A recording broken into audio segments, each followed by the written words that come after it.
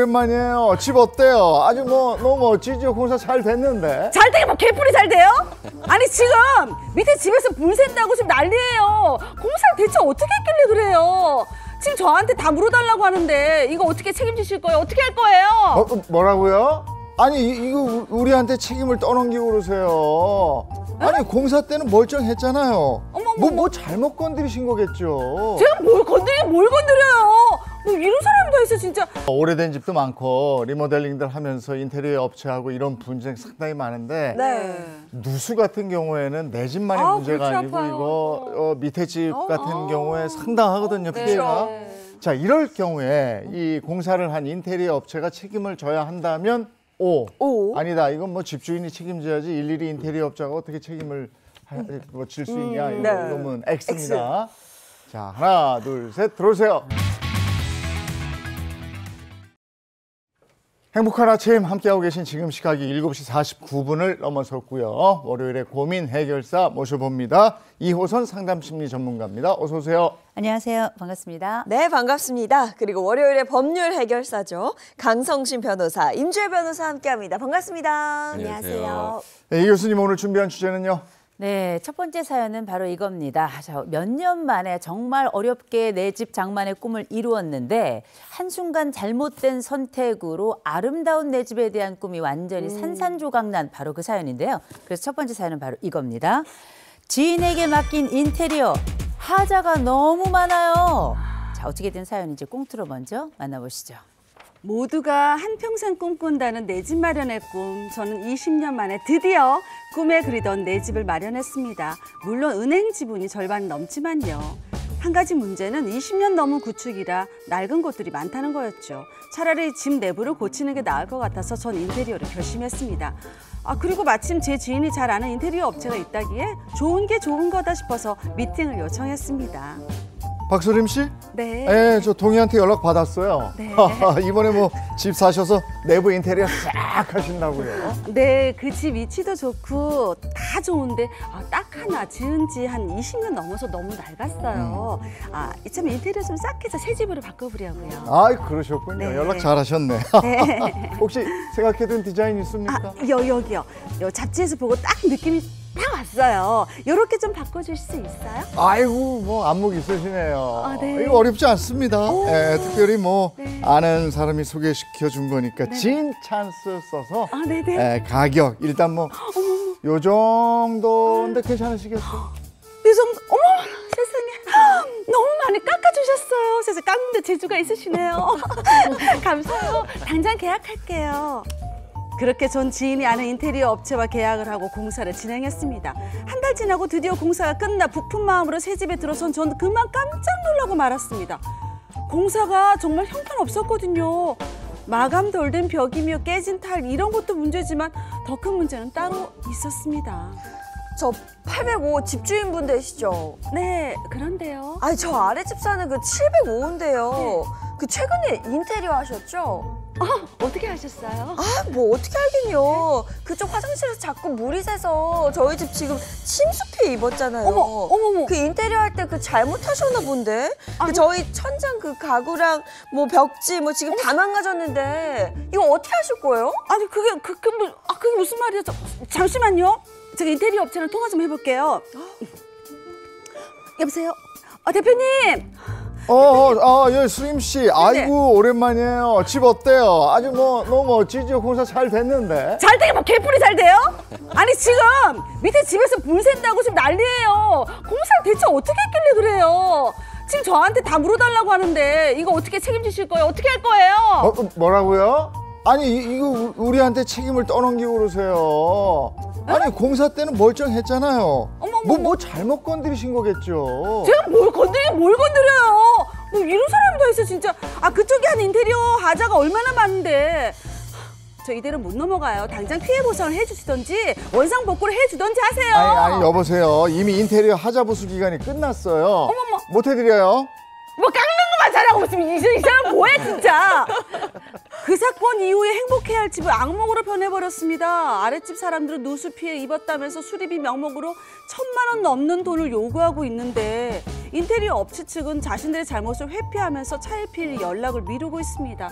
전 대체 어떻게 해야 할까요? A씨의 사연인데요. A씨가 40대이지만 처음으로 이제 오래간만에 애를 써서 집을 장만하게 됩니다. 네. 그런데 20년 된 낡은 집이어서 여기저기 좀 고칠 게 많다 보니 그래 이참에 아예 인테리어를 싹 다 해버리자 이렇게 결심을 하고 아는 지인의 소개를 받아서 드디어 계약을 하고 시공에 들어갔습니다. 네. 그렇게 인테리어가 끝났다는 얘기를 듣고 부푼 마음의 집에 딱 들어간 A씨는 깜짝 놀라고 만 겁니다. 그러니까 생각했던 것보다 인테리어가 잘 안 됐다 이거잖아요. 이게 안 된 정도가 아니고요. 와. 일단 타일의 마감부터가 잘 안 됐고 거기다 중간에 가벽을 세웠는데 가벽이 흔들흔들해요. 웬일이야. 거기다 방문고리가 잘 맞지 않아가지고 삐그덕거리고요. 아하. 거기다 가장 큰 문제는 화장실이었는데 완공된 지가 얼마 안 된 집이잖아요. 네. 아랫집에 물이 새기 시작한 겁니다.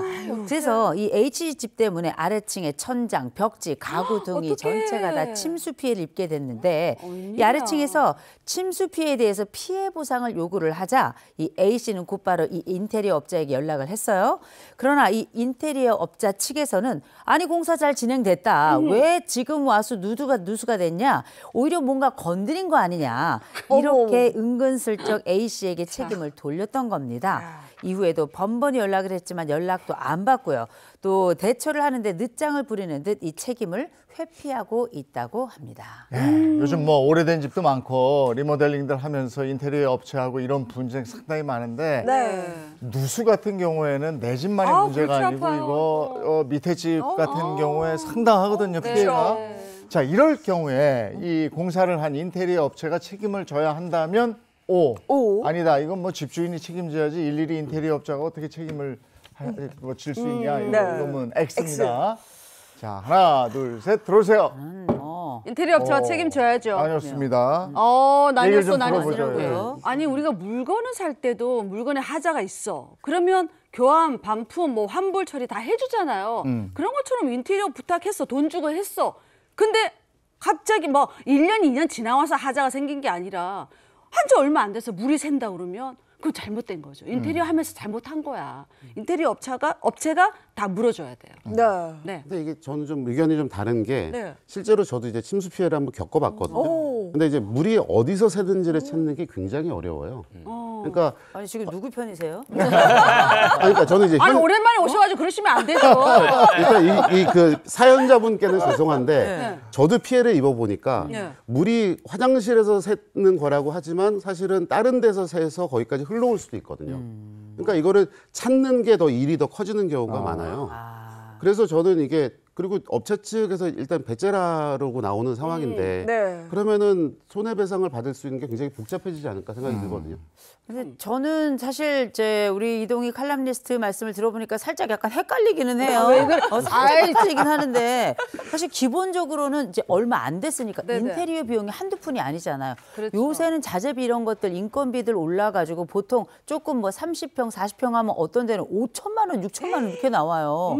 막 넓은 집은 막 1억 이렇게 된다고 하더라고요. 맞아. 근데 이렇게 엄청난 비용을 들여서 했는데 얼마 안 가서 이런 문제가 생겼다? 그럼 이건 인테리어 제가 볼 때는 업체가. 설치 또 설비의 문제라고 저는 생각을 하고 맞아요. 그러나 워낙에 낡은 집이니까 이게 또 사실 생각지 못한 부분에서 또 말씀을 들어보니까 또 약간 흔들리기도 중립을 해가지고 지키세요, 교수님. 그렇긴 한데 그럼에도 불구하고 얼마 안 됐으니까 네. 이거는 업체가 좀 책임져 주셨으면 좋겠다라고 그럼. 말씀을 드리고자 합니다. 네. 예인 그래서 씨도? 저도 오래 생각을 했는데 사실 또 이렇게 의견이 갈릴 줄은 몰랐어서 답이 궁금합니다. 자, 변호사님 두 분. 어떻게 해야 뭡니까? 될까요? 했습니까? 어떻게 하면 좋을까요? 딴딴따라란. 하나, 둘, 셋. 단단다라란. 세모. 계속 왔다 그분도 갔다 헷갈리는데요. 진짜 그래요? 아니 근데 요즘에 이런 게 정말 너무 많고 저도 경험을 했거든요. 근데 문제는요. 이 물이 샜어. 그래서 좀 기간이 지나면 밑에 있는 가구들까지 다 부풀든지 일이 커진다니까. 뒤틀리든지 이래요. 그게 다 얼마예요? 그럼 그것까지 다 보상을 해줘야 되는데 야 이거 보통 일이 아닙니다. 예. 요즘에 이런 일들이 많이 일어나죠. 네, 맞습니다. 사실 요즘에 진짜 리모델링 전성시대라고 할 만큼 리모델링이 굉장히 많이 일어나고 있잖아요. 근데 실제로 이런 분쟁들도 많이 일어나고 있는 게 현실입니다. 그 사연처럼 이 부실 시공으로 인한 피해가 급증하고 있기도 하는데 이 한국소비자원에 따르면요. 이 유형을 보니까 인테리어 설비 관련해서 이제 소비자 상담이 2014년부터 매년 4,000건 이상 접수되고 있다고 해요. 그리고 지난 4년간 한국소비자보호원에 접수된 인테리어 관련 소비자 피해 유형으로 보자 하니 가장 많은 게 이제 공사 지연, 그리고 하자 보수 미이행 및 지연, 그다음에 자재 품질 시공 마감 등 불량, 그다음 부실 시공으로 인한 손해배상 청구권 등이 접수가 되었습니다. 그러면 이제 다시 사연으로 돌아가서 이거를 업체 측에 손해배상 청구를 할 수 있느냐 이게 관건인데 일단은 사연으로만 봐서는 업체 측에 뭔가 부실 시공한 흔적이 있는 것 같은데 어떻습니까? 이게 사실 앞서 설명해 주신 것처럼 이 누수 문제가요. 원인을 찾기가 참 어렵습니다. 일단 이 원인 찾으려고 화장실 천장부터 뜯어야 되잖아요. 이거부터가 대공사다. 이렇게 볼 수 있는데 만약 인테리어 공사가 뭔가 잘못되어서 누수가 발생했다면 당연히 인테리어 업체 측에 책임을 물을 수 있습니다.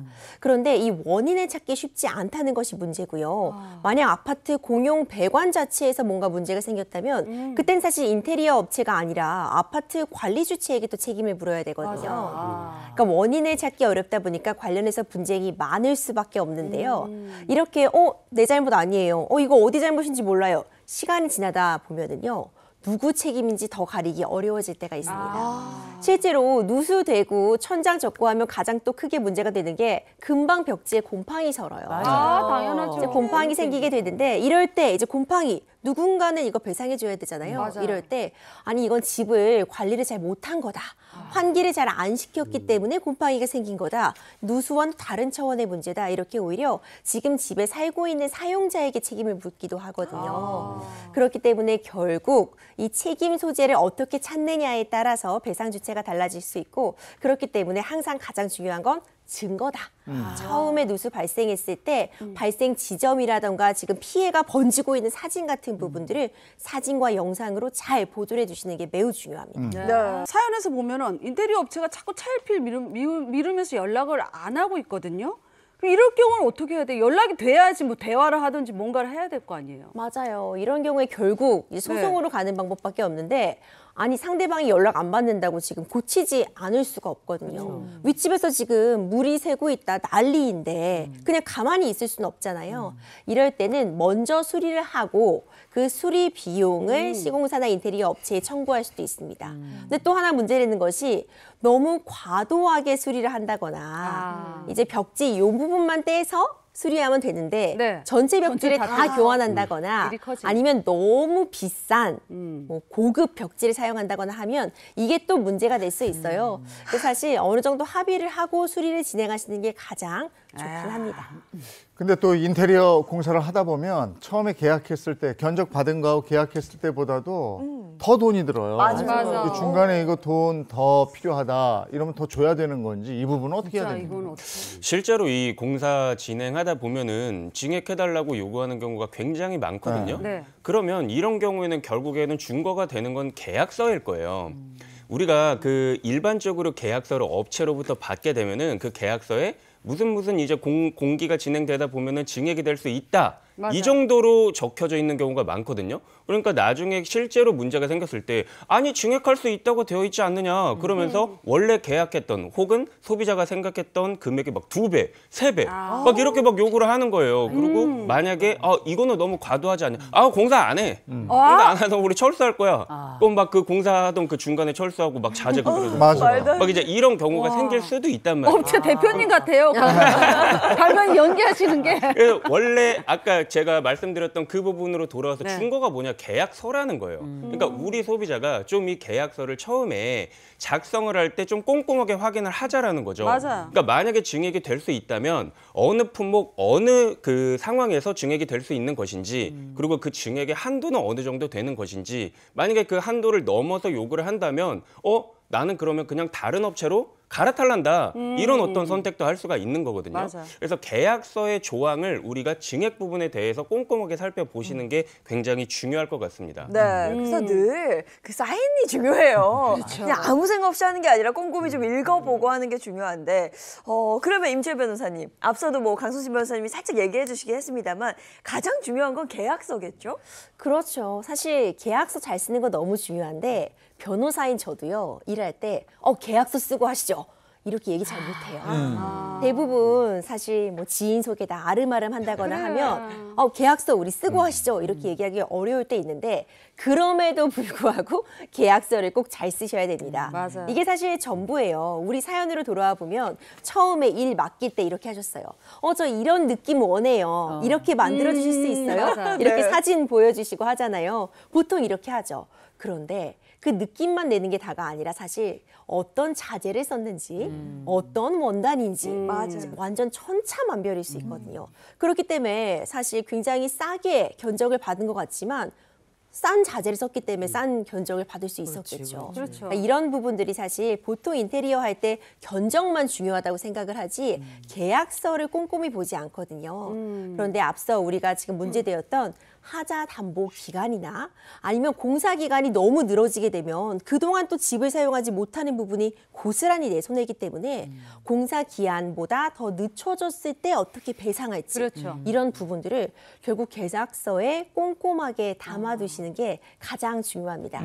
그리고 또 한 가지 팁이자면 그러니까 공사 대금 같은 부분 사실 일시불로 지불하기보다는 안 돼요. 좀 나눠서 맞아요. 지급을 하셔야지 적어도 이 과정에서 좀 밀당을 통해서라도 그렇구나. 원하는 부분을 또 받아내실 수가 있거든요. 사실 좋은 게 좋은 거다. 맞아요. 맞지만 적어도 이런 일을 진행할 때는 계약서 꼭 꼼꼼히 작성해 주세요. 그런 경우도 있더라고요. 인테리어 이렇게 부탁할 때 저는 이거 채널A 자재를 좀 이용해 주세요 했어요. 근데 공사 끝나고 보니까 또 좀 인테리어에 대해서 아는 사람이 왔을 때 보니까 이거 채널 B 자재인데? 이렇게 얘기하는 경우 있단 말이에요. 내가 원했던 자재가 아니야. 그럴 경우는 어떻게 해야 돼요? 제가 이런 사건 상담하다 보니까 네. 왜 우리 소비자가 처음에 계약할 때 꼼꼼하게 안 네. 보는가 생각을 해봤더니 이 자기 집이 너무나도 예쁘게 바뀔 거에 이렇게 매몰돼가지고 네. 막 그냥 희망에만 부풀어 계신 것 그래요. 같아요. 그러니까 안 좋은 일이 생길 거라는 걸 크게 생각을 안 하시는 맞아요, 것 맞아요, 같더라고요. 맞아요. 또 다시 한번 말씀드리지만 결국에는 계약이란 말이에요. 근데 채널 A 자재를 쓰기로 했으면 채널 A 자재를 사용한다라는 내용이 분명히 견적서에 혹은 계약서에 있을 들어가야 거예요. 된단 네. 말이죠. 근데 처음에 우리가 계약할 때 인테리어 업체에서 물론 모두가 그런 건 아닙니다만 견적서를 줘요. 그리고 뭐 예를 들면 벽지 시공. 그래. 근데 뭐 그래요. 어떤 자재를 쓴다거나 이런 거는 그냥 구두로만 이루어지는 경우가 많단 말이에요. 맞네. 그래서 나중에 채널 B가 된 거를 내가 확인을 했어.